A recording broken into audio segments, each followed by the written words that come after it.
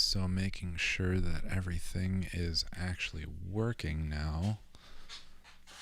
It's looking like we may have to do an audio only today because video seems to be crashing my internet connection really badly, and I'm terribly sorry about that.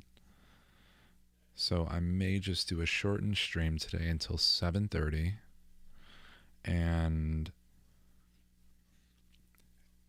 I will try and figure out what is happening with my ISP as soon as I can. I'll probably give them a call tomorrow. But until 7:30, like I said, consider me your tech guru for all things audio, or music at least. We'll work on the video part later.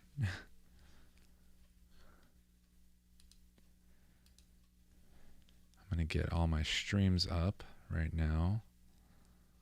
Get all my chats up so that I can see all of your questions.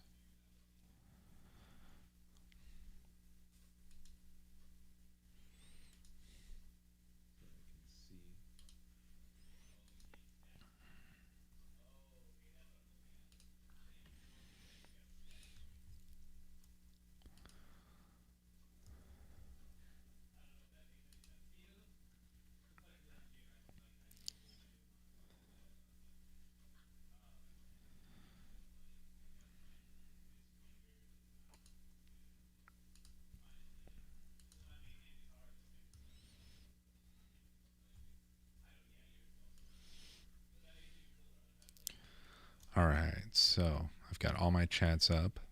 I've got everything set that I need to. So, I know this is a little bit strange. You can't see my face anymore, but I assure you that I am still here.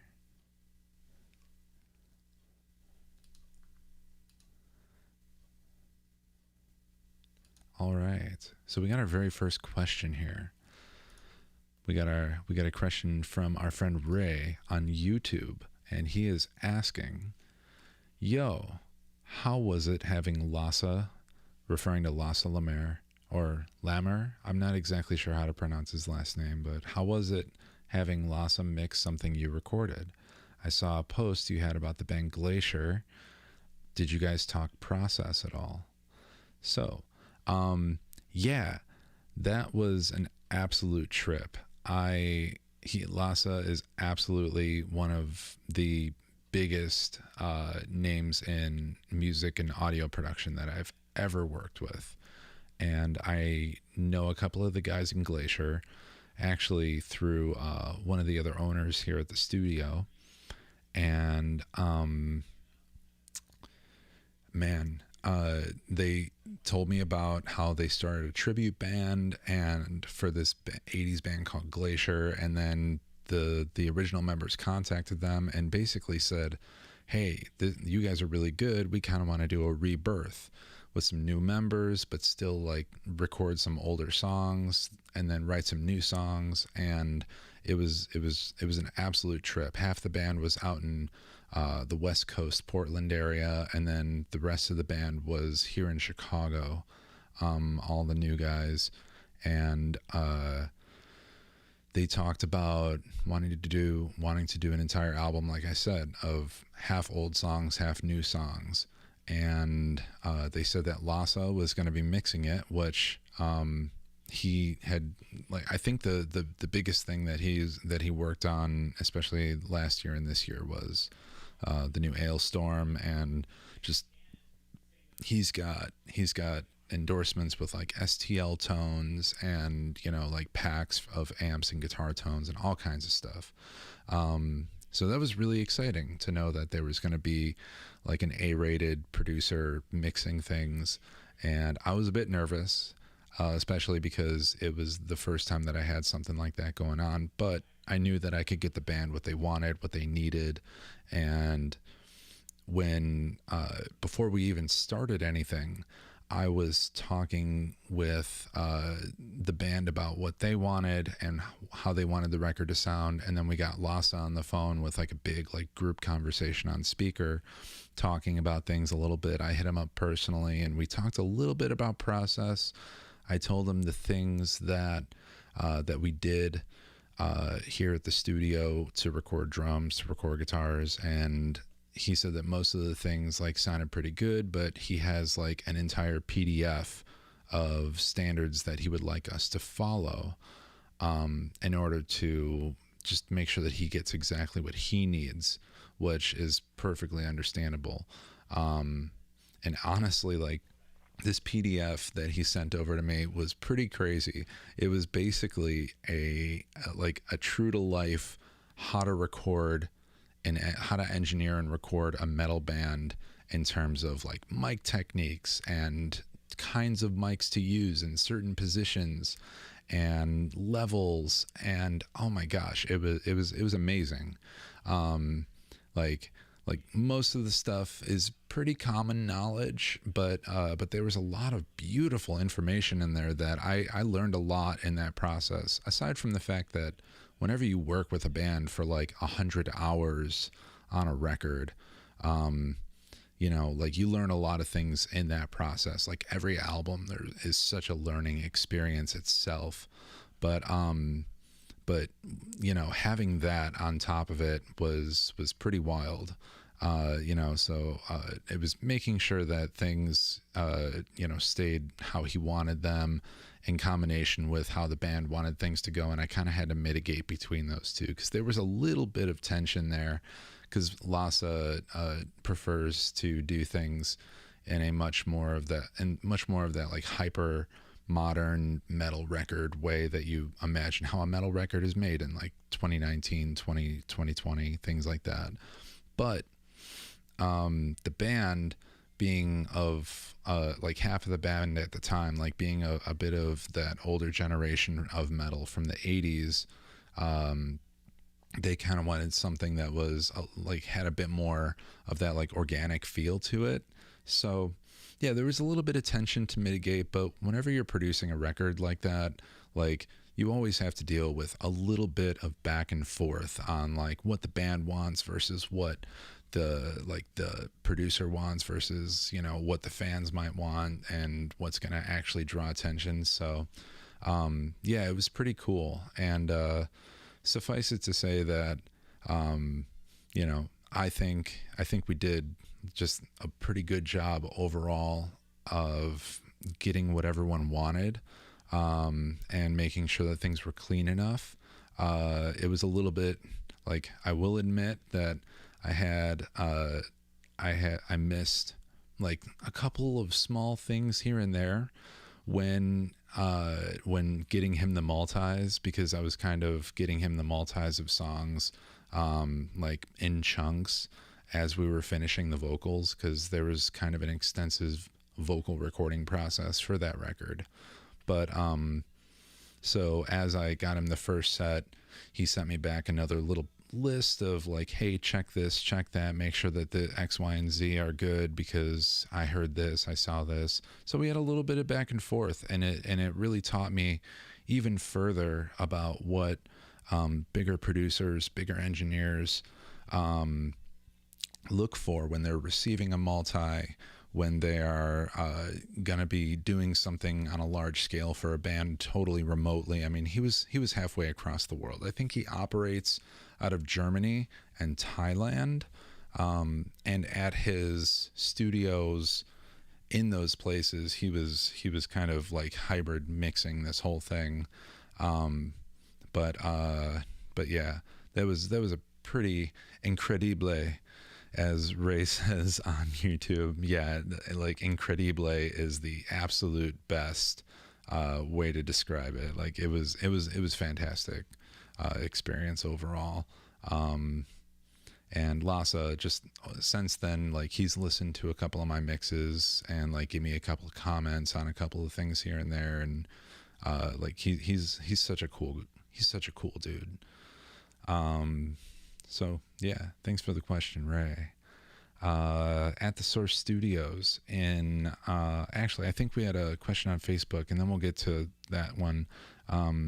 Lucas on Facebook asks, how do I get Lucas, you're hilarious, dude. Lucas asks, how do I get as good as you with audio?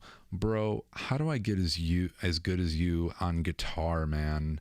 Who was I talking to last night? Someone was here and they said that they knew you. I think it may have been he's actually a bassist in a band that was rehearsing here, but man, like we were talking about you a while back, and like how good you've just always been at guitar. And it's the exact same thing as what you did with guitar. You just kind of keep doing it, like no matter and you love doing it so much that like even when you encounter a problem, case in point, like I'm encountering with my stream today, but like when you encounter a problem, you just kind of figure it out, and you figure out exactly what you need to do to make sure that things work properly. And and then by that you end up learning more. You end up learning about things that you never even had to consider before. You end up learning more about your tools, and you just dive into it as hard and as far as you can, and you just don't stop. And yeah, honestly, like that's one it's a big reason why I wanted to pick up this stream and do this kind of stuff, was to try and spread some of that knowledge and help you guys out as much as possible, because I know how hard it is to be sitting there and wondering, why doesn't my interface work? Why doesn't my DAW work? Well, there are steps that you can take and things that you can do to try and troubleshoot those things. And if you don't know what to look for, well, that's where the learning starts. At the Source at the Source Studios asked me on YouTube, have you ever made your own impulses? Yes, I have made a ton of impulses, especially when we were at the old studio in Bensonville. I had an Axe-Fx 2 at the time, and it was like Fractal Audio made it super easy to make impulses, and even to like take those impulses out and like put them on your machine if you want to use those impulses with cab loaders and things like that. I believe we have a Two Notes Torpedo live here in the studio now, and I believe that also makes impulses, but I'm not 100% sure. I can't remember if it does, but I do have a small collection that I've just been using of some of our favorite cabs, and I know that there are also a lot of other tools out there too that you can use.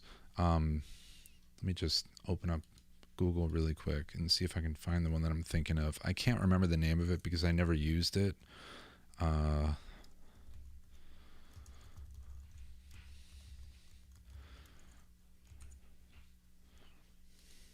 know that if you're a Reaper user, there are some tools in Reaper that let you create impulse responses.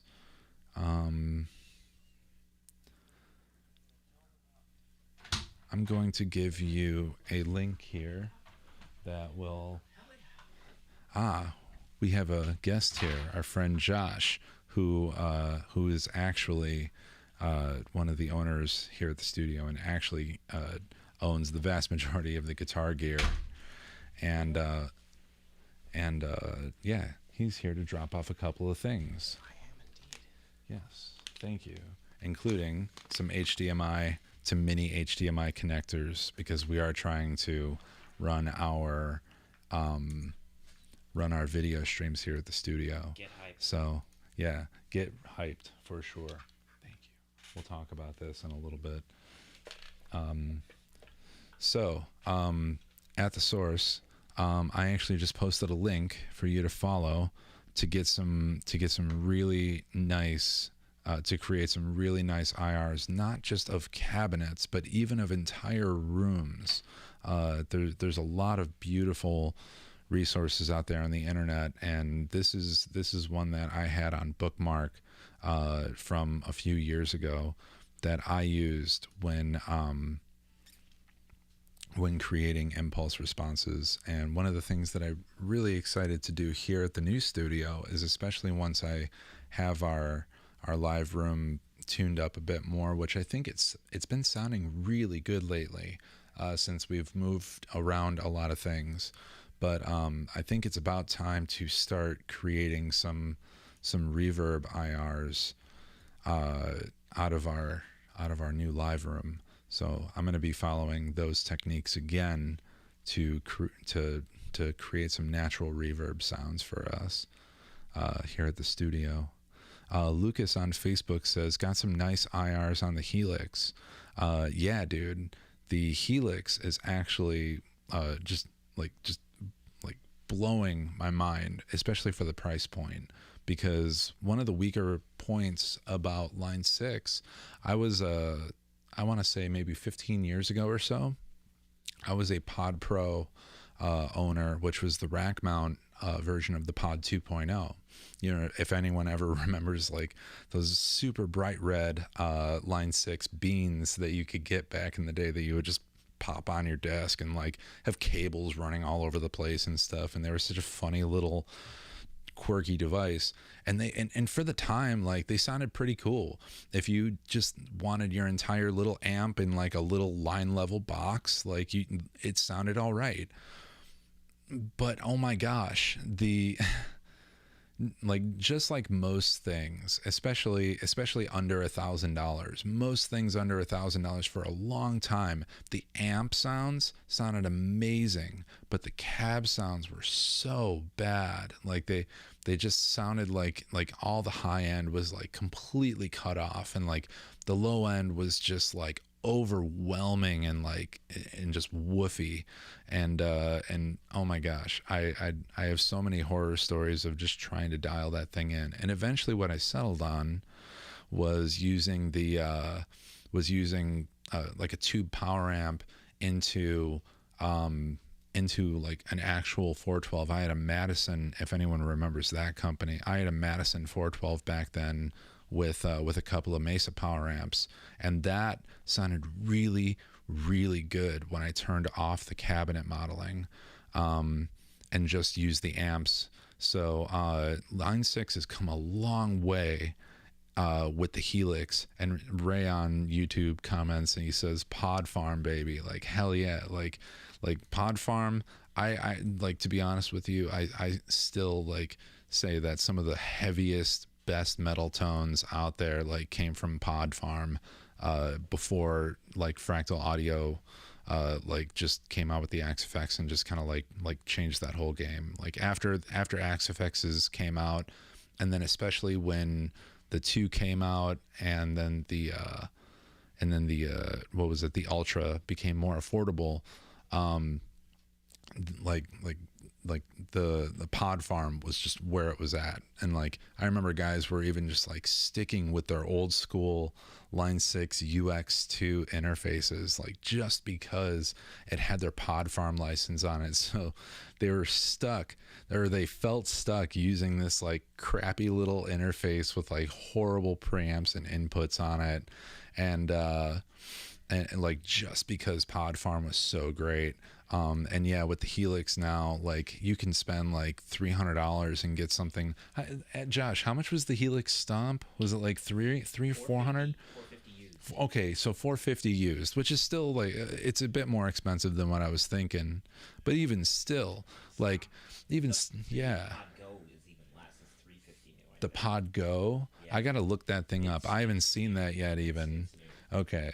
But yeah, so like still sitting at that like $500 price point, you've got like they've just upped their game so hard because they realize that, oh, like we're not the only one cornering this market anymore. There have been a lot of companies that kind of came out and like and started like, you know, challenging Line 6 back in the day. Neural now with their quad core Cortex. Yeah, I mean, exactly. Like Josh is sitting here. I don't know if you guys can hear him in the background. He's maybe about like 150 feet away from the mic, and like, I'm on but Axis.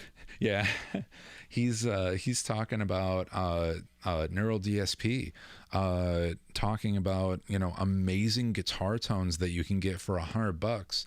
And the coolest thing that I think about Neural DSP is that you can download every single one of their tone plugins, and it's fully featured. You can use it for songs, and it's a free trial, and for like 14 days, and decide which one between like the Nolly and the Fortin and the Omega and like all this stuff, and the Plini, which was honestly the one that I settled on because of what I was personally looking for. But like there are some incredible options out there these days for And with just at least the Quad Cortex, their modeler, you'll be able to use those profiles. wait, Quad Cortex. What is the Neural DSP Quad Cortex? It is their floor modeler. It's is a okay, their okay. answer to the Axifex, Helix, Kemper. Okay. So apparently, like I'm not up on my stuff as much as Josh is. He's talking about their Quad Cortex modeler, and it's a physical device by Neural DSP, which I think is super cool. I know that other things out there existed, like the what was it? Like the what was that? The bias effects. Yeah, that was the And one. then Now you got, like Ampero. And, yeah, like I wasn't crazy about, like, I liked Bias when it was like a $5 or $10 app on my phone, but like then they came out with the device, and like yeah, like it worked, but again, I feel like it suffered from just having bad impulse responses, because getting good amp emulation is not difficult, but like getting really nice sounding impulse responses is incredibly subjective, and just not enough people had like decided on what sounds good or bad in that place until I'd say like the past like 10 to 15 years. And yeah, Ray is saying the Quad Cortex is dope. And Ray also says Gear Gods has an awesome video of their live rig, and their guitar sounds are live, or their guitar sounds live are 3 Helix Stomp pedals. Awesome vid. Yeah, like I want to see that. Like I want to look that up. I want to watch that, because I had a band that came in here. I want to say sometime. It was last year that we did Sons of Ra, right? It was 2019. Yeah. Yeah, and Eric Oldman from Sons of Ra brought in his Helix, and he had the big one, the entire floorboard. Yeah, the Helix floor model, and we used that for a lot of the tones, and like, man, it just super powerful devices, absolutely incredible. At the source says on YouTube says, yeah, the quad core. Haven't heard it sound that great in the vids I've seen. Maybe got to find more vids on it though. Curious to hear the Cortex versus the Helix and the Axe. Yeah, so I haven't seen anything on the Quad Cortex yet, but it being able to run the plugins that they offer at Neural yeah, natively, I think is going to be a big selling point on it. cool. Yeah, I mean, like Josh is saying that it actually runs the plugins that you own on. Wait, is it the plugins that you own, or is it the plugins I would that? imagine you have the licenses when you buy it. Okay. So I gotta do some more research on that. But yeah, I'm really curious to hear the Cortex versus the Helix and the Axe as well, Also because offers tone capturing like Kemper style, but Oh, how they handle oh. it might be different. Okay, so apparently you can also capture amps and stuff with it. The reason why I'm repeating what you're saying, Josh, is because I've got a gate on this thing, and I don't know if your voice from that far away. Yeah, so but yeah, the like apparently you can also capture amp sounds with it too. And I imagine pedals too, like drive pedals would work with that as well too, right? Yeah, like similar to Kemper and Axifex. So that sounds like an incredibly powerful device. I'm going to look this up. I wonder how much it's going to be going for. It's like, I think it's 1100, 1200 or something. That's still not bad. That you're in Kemper territory there, man. And like, It's going to be Let's see here. Quad Cortex, the most powerful floor modeler on the planet. Vulgar display of power. Gotta love Neural DSP, man. Oh, this looks really cool. Neural capture. Yeah, that's what I'm talking about. The neural capture. Yeah. The entire I'm gonna post this link in the chats. You know what the sound of or the what this thing looks like and sounds like? It really reminds me of the what was the Mooer devices that were coming out. Like it looks like really simple like that. They have their own floor multi-unit, but I wouldn't call it a modeler. Yeah, it's not quite the same, but like this thing looks pretty sweet though. The touch screen, real nice touch. It's a touch screen no too. Yeah, no pun intended. Oh wow! And even the switches act as potentiometers, digital potentiometers. That's crazy. All right, this thing looks dope. I'm excited to see like what happens when it actually drops. For some reason, I see that as a bad thing. The button being also a potentiometer, because it's like you're stomping on it, like you might make a setting or something. Yeah, I mean, I wonder how they mitigate that. Like, I mean, I would trust that they hired some kind of adequate hardware company to like put this thing together with them, but I like how they compared the size. It looks about the size of like a 13-inch MacBook Pro. That's crazy. But yeah, anyway, Neural DSP Quad Cortex, pretty sweet looking. Is there any that capture the amps via effects send rather than miking, like the Kemper? I feel like the effects send would be a more accurate way of capturing. Okay, so this is something that I actually did with my Axe-Fx back in the day. The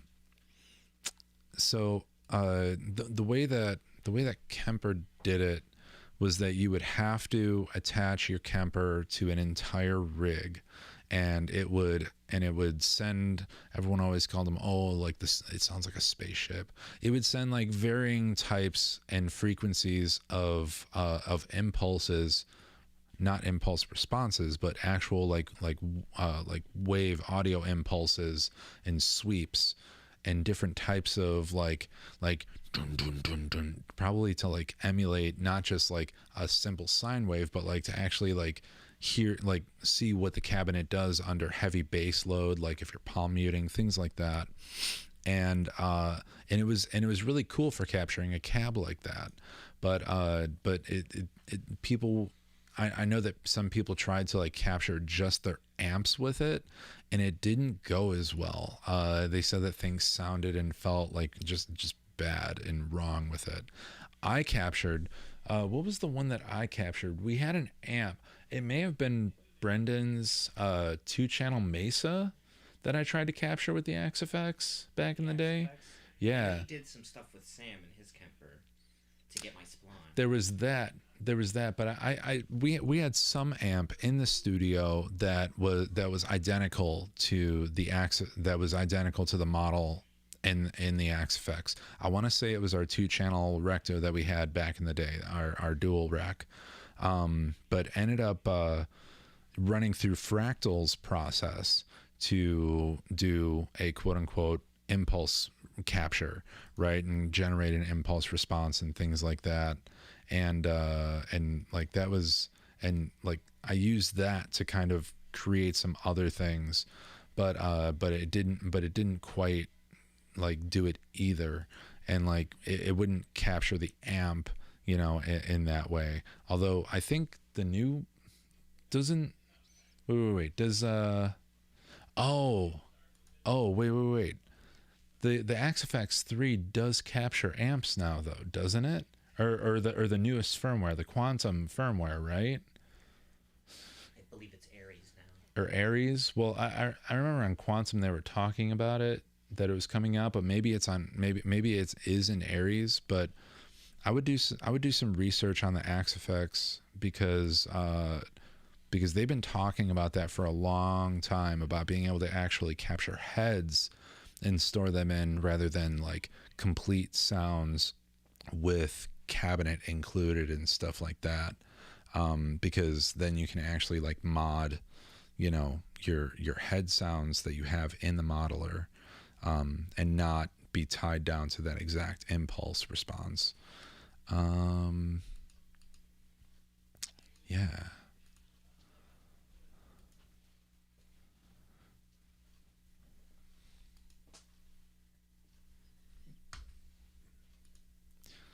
Let's see here. Checking Facebook for a couple of things.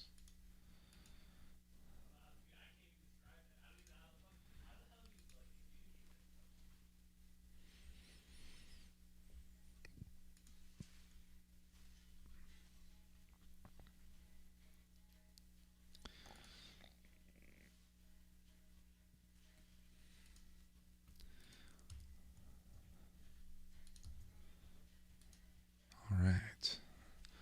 So, it is 7:25, and I did get a late start on this, which I'm very sorry about. I'm really not sure what is even right now with just the audio stream. My OBS is still like flashing red and dark orange most of the time. See, now it's flashing green, of course, when I say that. Nah, like there's still so much packet loss, and I'm not sure exactly what's happening. Restream is telling me that things are looking good. I'm gonna have to call my ISP tomorrow and see if I can maybe upgrade our upload speed or something.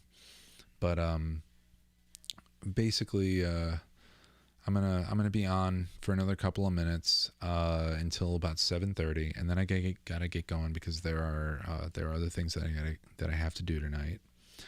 But regardless, I'm still here for questions, guys.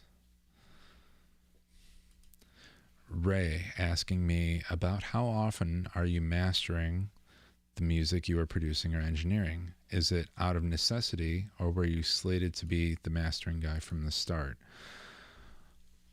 Boyo. Yeah, let's talk about mastering in 2020 right now. So from my understanding, and like I've read Bob Katz's book about mastering and stuff, and audio production, and I've read a couple other books about mastering and audio production as well. For any of you who don't know, I never went to school for any of this.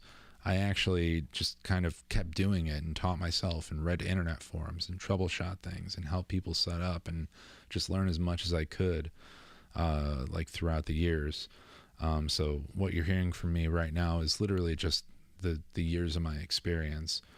But mastering used to be a process by which you take a master tape and a 2-channel master tape, and you have to run it through a process so that it actually will cut and print properly onto the lacquer platter that you would use as the actual master to print records, like actual vinyl records.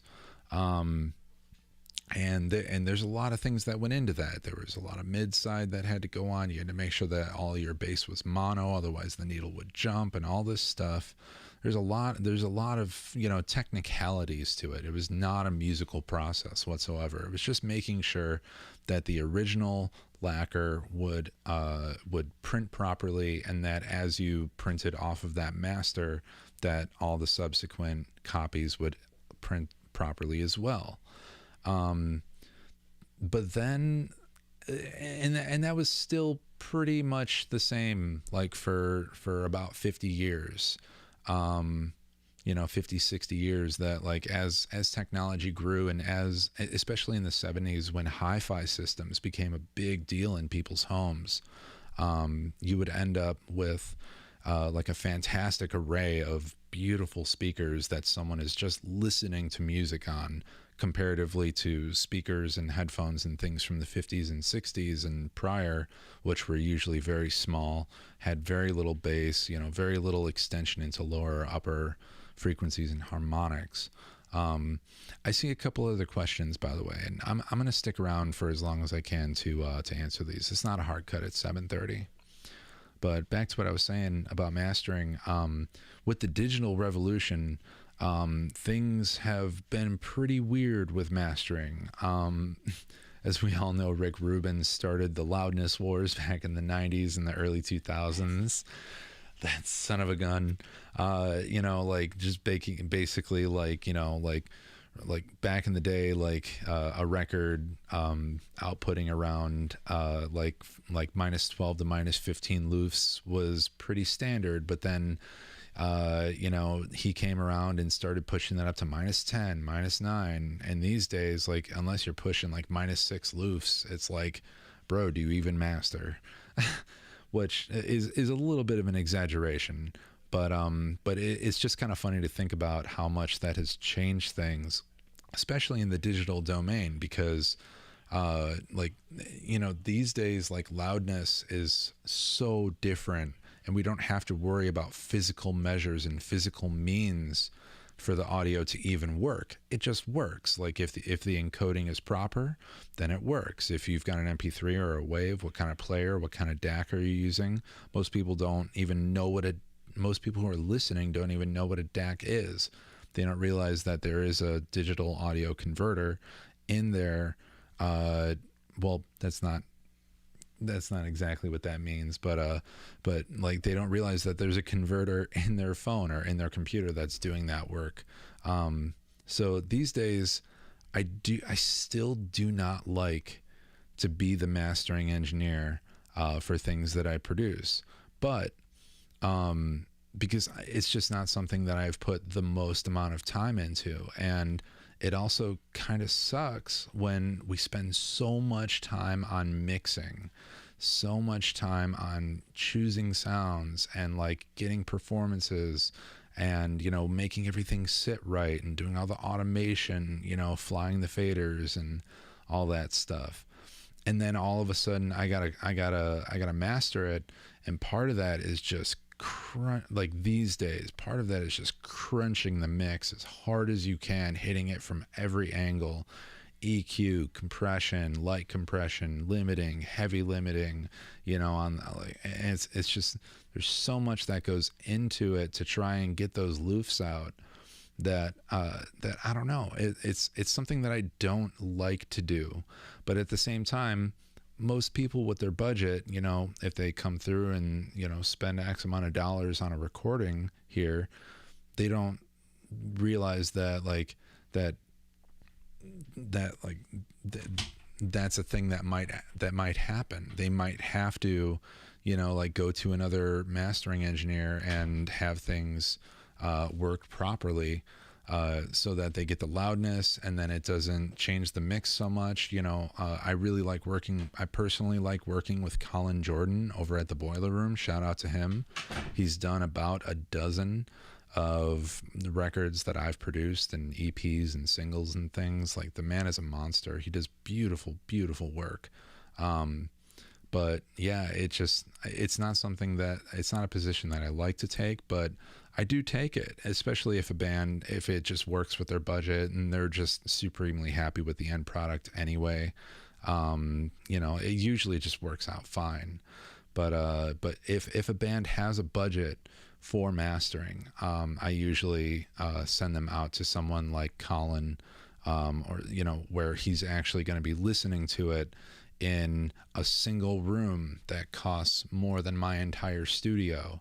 He's got more money built into his desk in 2-channel audio chain than I do for an 18-channel drum setup. You know what I mean? So like there are those guys, and they exist, and they really know what they're doing. And in my opinion, it's still worth paying for, because all they do all day long is listen to finished products.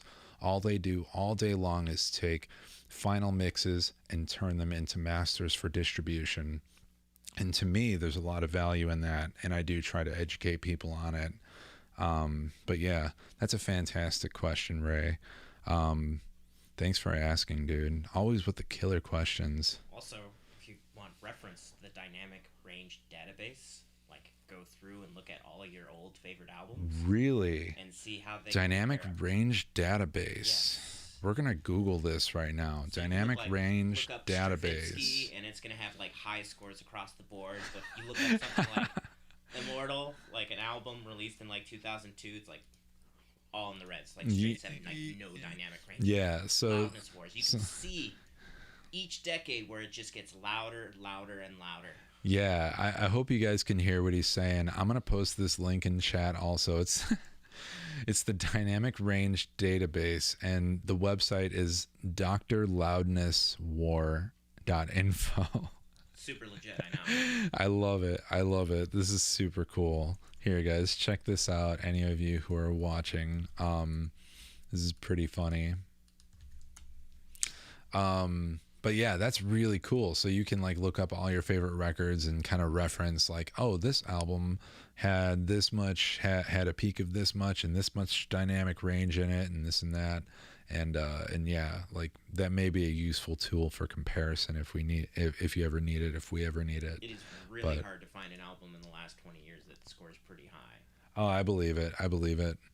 Yeah, I mean, you know, that kind of that tracks though. More people are listening to music on earbuds and things that are tiny as hell. So like, in order to actually represent frequencies, you know, like on that small scale, you got to compress the crap out of them, and Sounds you know, great on my phone, bro.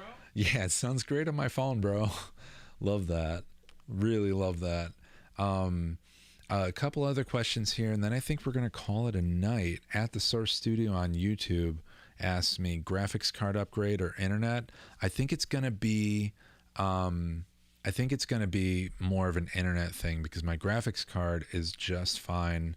I can handle 2 to 3 HD streams coming into my serial bus at once, and my graphics card is still sitting pretty on it. But it just looks like the internet connection is just not doing us any favors. So I might have to call WoW and see what's going on with them. And last question here, also at the Source, what is my favorite Mixbus comp? I am still just like, I have tried a few of them over the years, but I still feel like the classic SSL G comp just slays. Like, it's the most musical sounding when you dial it in and you know how it actually works. And maybe that's a good idea for a video. How does an SSL G bus comp compressor work? I use the Waves one, which I know everyone uses Waves, and it's a bit of a meme, like, oh, you use Waves, but like, yeah, like it's good stuff. And there are some great ones out there that are not Waves as well. Like there are a lot of beautiful emulations of the hardware. But I at times, especially on things that are not so aggressive, like I did a record for this fantastic vocalist named Cheyenne Singer early last year in 2019, and she it was much more like lounge music, somewhere between like neo soul, something like that. It was very, very cool. And with that, I actually used the API 2500 on the master bus because it wasn't hitting it so hard, and it seemed like not quite as colorful, you know, like just by having it in the chain as the G comp.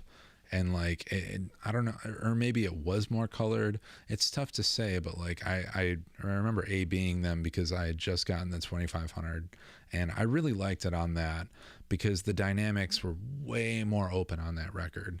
There was just so much more going on that was extremely subtle, and that where the SSL tended to just like lop it off and be like, nope, this is glued together, whereas like the 2500 in lighter ways, and I'm talking about like less than 4 dB of compression. We're talking about like anywhere from like 0.5 to 3 dB of compression on a master bus, right? Yeah, Ray on YouTube, I love how the API retains the low end better than the G comp. Exactly, because like the G comp, if you hit it too hard on accident, or there's like a big transient that just like pegs it at like 5 or 6 dB or something, which pegs at 6 dB. I know, but again, we're talking about our master bus compressor here. You want very little touches of it. You just want it to kind of ride the mix, and the SSL will just bam, just like kill it, which is actually why I really these days, more than like anything else, I'm still using the SSL comp, but I'm using that side chain on it all the time. And I have an entire, like all of my templates, which I'm a Cubase guy. I've been a Cubase guy for over 20 years now. All of my templates in Cubase, for mixing, for production, anything, they are all utilizing a submix group, and then I'll take the submix group, which is where everything feeds into, and then I'll create a secondary send where the entire mix is copied to 2 places. One of them goes right into the 2 bus, the master fader, and then the other one, which is the exact same mix but with a massive high pass filter on it, usually up to around like somewhere between 1 to 200 hertz, is fed into the side chain of the SSL bus compressor, just so that like, because kick drums and bass guitars and samples and synths and everything these days has way more low end extension than ever before in history. So like things are so fat these days that like we're using compressors that were actually designed like 30 years ago, 40 years ago almost now, right? Like when was the G series like brought out, like the early 80s, and like, you know, so like they didn't really account for the fact that you're going to be like pushing like all this bottom end through a master bus compressor. So like the fact that we can sidechain into it, and like it's a beautiful thing that exists, and I think that existed on the board too, but just, you know, in the digital days, and people who are just starting out, they don't realize that sidechain exists. But overall, yeah, I love how the API just leaves everything to breathe just a little bit more than the G comp.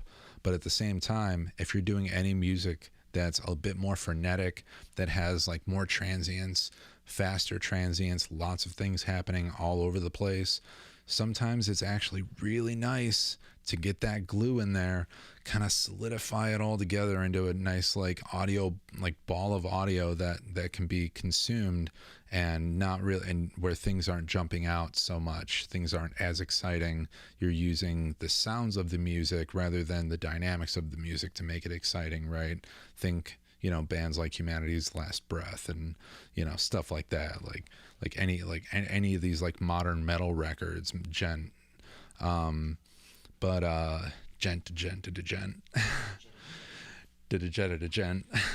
But yeah, great question from At the Source. Yeah, like those two, the API 2500 and the SSL G comp are the go-tos for me. But that G comp is still the staple in all my templates, with that sidechain activated in the submix and everything. Like that's my go-to layout. But I'm always open to try something new. Like if you guys ever find something new, like please let me know. Last comment here, Lucas on Facebook says, nice. I've used Ulean loudness meter to compare my stuff to others. That's a cool idea. I've wanted to try out the Ulean, but I haven't been able to get around to it.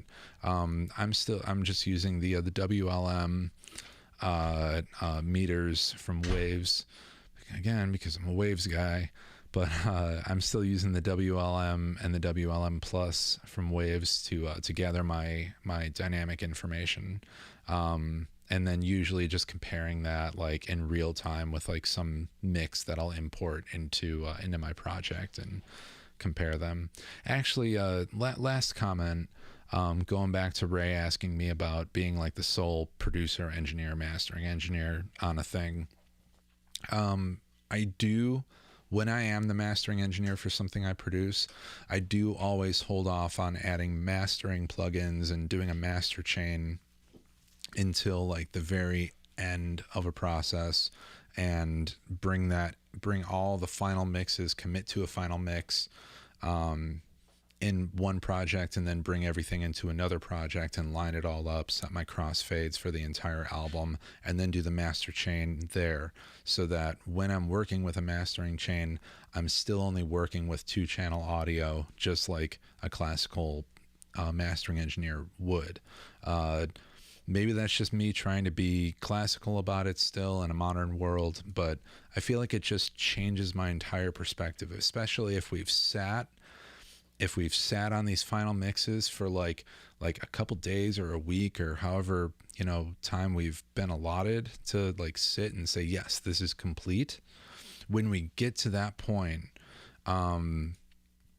I really don't like to go back unless the band is pretty adamant about it. But when I commit to a final mix myself, it's only for